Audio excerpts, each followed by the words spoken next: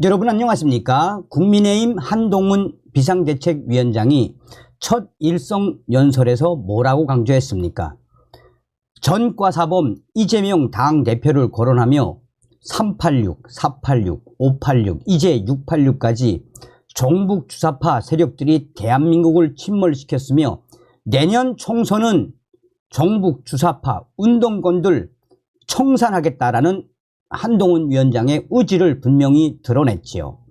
자, 지금 현재 원조 운동권이었던 한동훈 비대위원회에 내정된 민경우 총선 예측, 민주당 이제 큰일 나게 생겼습니다.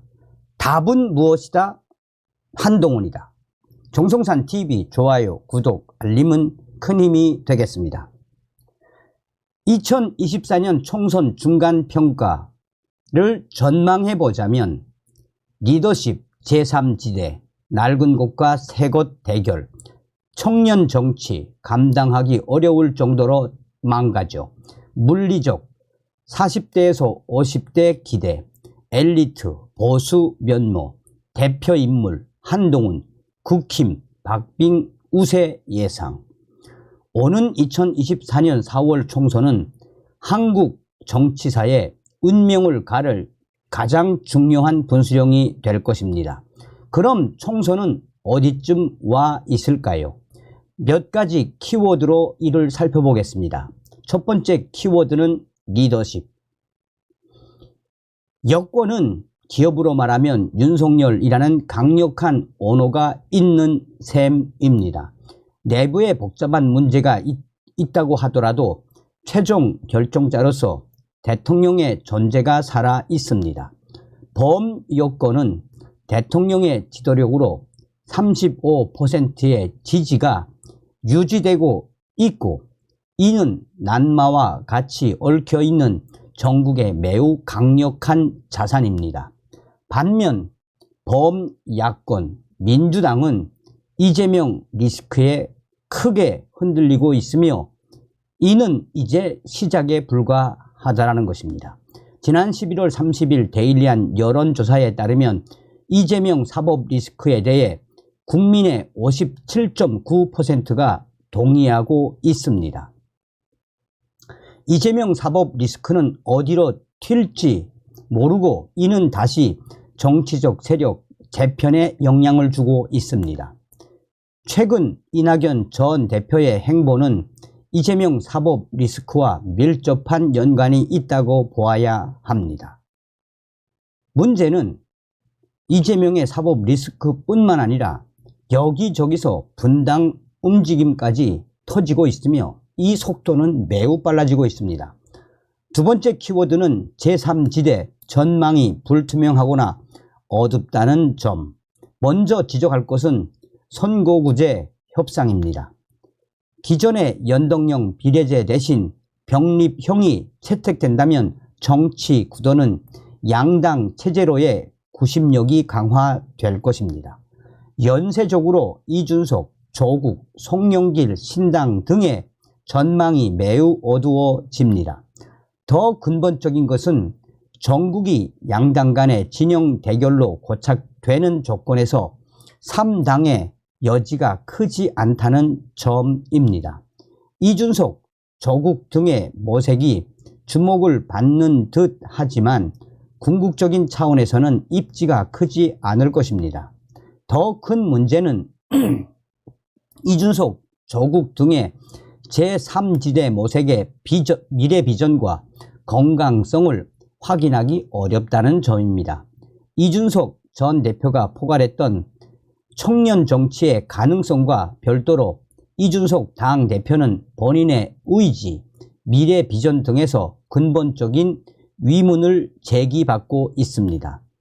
조국의 경우에는 자신의 처지를 돌파하려는 개인적 욕구가 강하게 반영된 것으로 보입니다. 세 번째 키워드는 낡은 곳과 새 곳의 격돌입니다.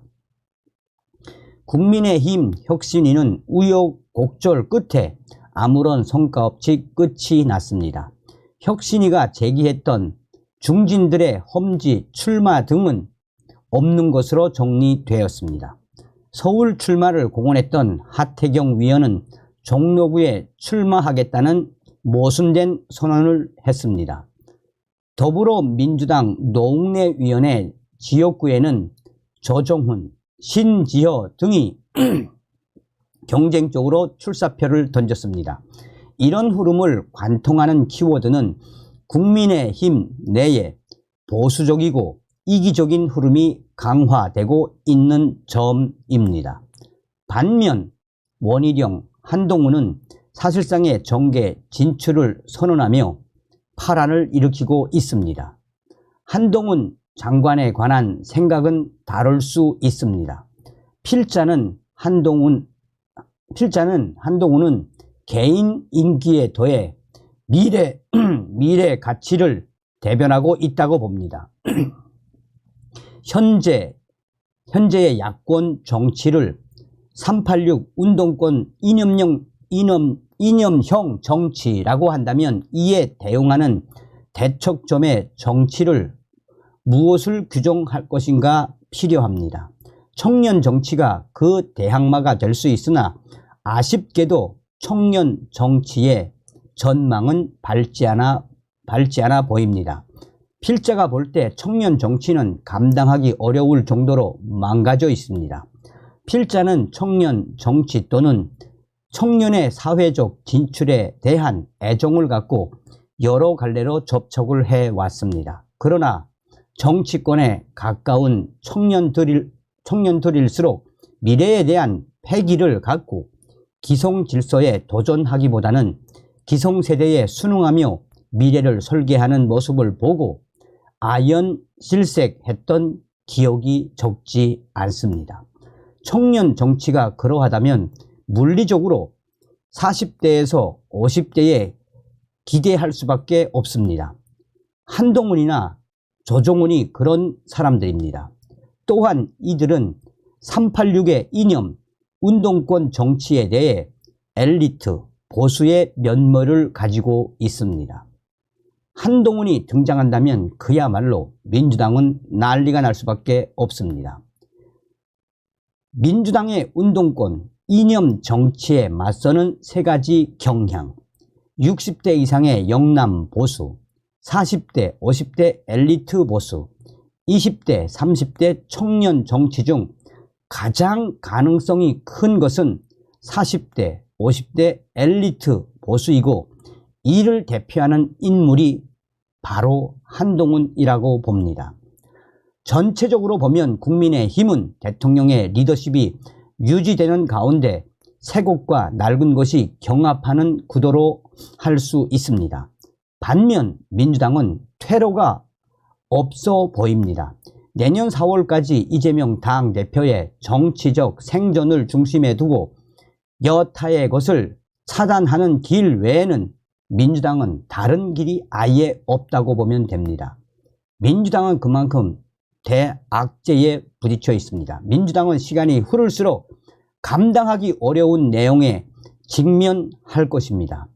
결론을 말하자면 첫째, 국민의힘은 대통령의 리더십이 유지되는 가운데 35%의 지지를 상수하고 내부의 혁신 여부에 따라 그 이상의 성과가 좌우될 것입니다. 둘째, 민주당은 점점 더 깊숙한 수렁에 직면할 것입니다. 무슨 일이 있어도 민주당을 지지하는 강성 지지층이 대충 25%에 달합니다. 대통령 부정 지지층이 60% 정도라면 35% 정도의 공간이 있는 셈인데 민주당의 내홍은 민주당의 지지율 상승을 강하게 압박할 것입니다. 셋째, 3지대는 양당 구도를 위협할 만한 정치적 성과를 내기는 어려울 것입니다. 현재로 보면 국민의힘의 박빙 우세가 예상되는데 그것으로 상황이 끝나는 것은 아닙니다. 국민의힘이 박빙 우세하더라도 그것은 거의 60%라는 부정 지지층을 배경으로 하고 있고 민주당발 악재에 기대고 있기 때문입니다. 승리를 넘어 한국 사회의 근본적인 혁신에 주목해야 하는 이유입니다. 결론은 내년 총선 한동훈, 정답은 한동훈. 자, 이 칼럼은 올해 2023년 12월 10일에 쓴 겁니다. 그러니까 한동훈 비대위원 내정되기 한참 전에 쓴 거죠. 자, 그러면 민경우는 누굴까요? 민경우의 운동권 이야기 칼럼을 쓰는 이 민경우 대한연대 상임대표는 1983년 서울대학교 의예과에 합격했으나 입학 후 학생운동을 위해 학교를 중퇴하고 다음 해 같은 학교 국사학과에 다시 입학해 1987년에는 서울대학교 인문대학 학생회장을 지냈습니다. 이후 1995년부터 10년 동안 조국통일 범민족연합 약칭 범민련 남측 본부의 사무처장을 지낸 원조 운동권. 다른 운동권과 달리 제도권에 발을 들이면 길권이 되는 것이라며 정계에 발을 들여놓지 않았습니다. 현재는 전향하여 대한연대 상임대표 겸 민경우 수학교육연구소 소장을 맡고 있으며 민주당의 운동권들을 연일 질타하는 칼럼과 글을 쓰고 있으며 민주당 종북 주사파 세력들에 대한 실체를 계속해서 알리고 있으며 또한 이 민주당의 586 주사파 운동권 세력들과 민주노총이 어떻게 주사파 세력들과의 어떻게 결탁되어 있는지를 낱낱이 폭로하는 분으로 유명한 분입니다. 그러니까 한동훈 위원장이 얼마나 사람을 잘 뽑았다는 이야기입니까? 다음 시간에 뵙겠습니다. 멸공.